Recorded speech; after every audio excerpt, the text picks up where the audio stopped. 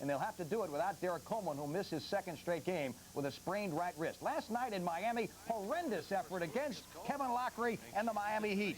It was Glenn Rice doing most of the damage. He was here, he was there, he was everywhere. A huge run, 14 of 18 for Glenn Rice. And Nets had an early lead, but then Rice and company went to work.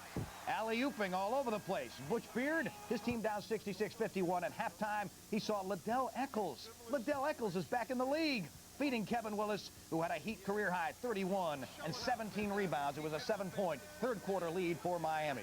Then Rice with more on the run. Where are the blue shirts? Back on the fast break? Not really. Rice laid it in. The dejected Nets are home tonight in the cozy confines of the Meadowlands.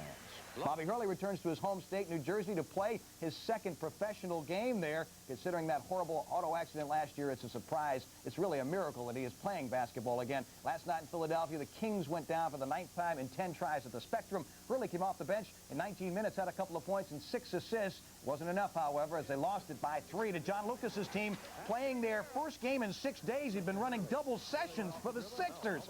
Great shot by Hurley here into the teeth of the defense. It was tied at 65 headed to the fourth quarter. Then Clarence Weatherspoon went to work. Fadeaway, tough one, too. And he got it. 18 points for him. Biggest lead was 88-81. Then Willie Wanderlust Burton, who's had all kinds of trouble getting to practice, being on time for planes and everything. Laid it in, 25 points for him. Mitch Richmond had 30. It wasn't enough. 99-96 was the final. Well, that deal for Weber and Gugliotta hasn't paid any dividends yet for either team. The two teams, Golden State and Washington, have won just one game each. The Warriors will be hosting the Pacers tonight on the West Coast. Gugliotta will be in uniform for Golden State. The game that has the nation buzzing, however, is happening in Los Angeles. The Clip Dogs, the Clippers, that is, and the T-Worsts, the T-Wolves, will go at it there. They have won 2 games of their first 27. Minnesota has both wins. The Clippers are 0-14. Coming up in a few moments here on MSG, Patrick Ewing and the Knicks against the Washington Bullets. Enjoy, everybody. Nets have proven Chuck Daly a prophet, haven't they, so far? Chuck Daly got out while he was ahead. He knew it was a no-win situation in New Jersey. Now, tonight, the Nets are hosting the resurgent Kings at the Meadowlands and leading by a couple of points, 31-29, as they play in the second quarter of action. Kenny Anderson, one of their few legit team players on the floor and helping his team get an 18-12 lead. Great move inside by Armand Gilliam. The left-handed spin hook, and New Jersey had a 6-point lead. Then Bloomfield, New Jersey native Ala Abdulnabi misses his own shot, follows it up, beats the Nets to it, laid it up and in. But again, New Jersey leads at 31-29 against the Kings. They play the second quarter. Phoenix Suns are on the third leg of their longest road trip of the year, a 7-game marathon. They're in Detroit against Don Chaney and the Detroit Pistons. And right now, the Suns are trailing 62-52.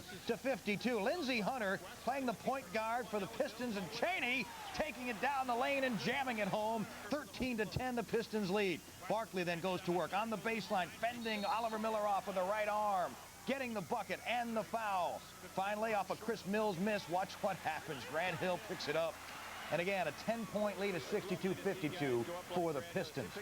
Orlando is the hottest team in the league. They have won 9 in a row. Tonight, they're in Atlanta, trailing 63-54 as the Hawks have gone from the penthouse to the outhouse. They're dead last in the Central Division. We'll be back in a moment from the MSG Sports Desk. Chapter 4 of the Felipe Lopez saga, St. John's and Niagara. That's next. Last great player to attend Niagara University, he created the same sensation that Felipe Lopez is creating at St. John's. Well, he is long retired, of course, Calvin Murphy from the NBA. St. John's has Felipe Lopez, although they didn't really need his help today. Niagara isn't recruiting the same kind of people that Calvin Murphy is. 89-56 was the final. Brian Mahoney had an easy night.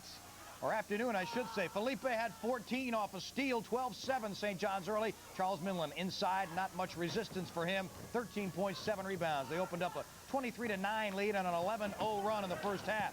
Rashawn McLeod led everybody with 15, and Zendon Hamilton had 14 as well. Johnny's led it by 14 at half, and Tariq Turner found Rowan Barrett for 2 of the many garbage points in this one. Fordham was out of its class at Manhattan this afternoon, 45-15. They trailed at halftime. They lose at 88-48. College football, Florida won the SEC championship 24-23 over Alabama. Army beat Navy 22-20. Back with the Knicks story in a moment.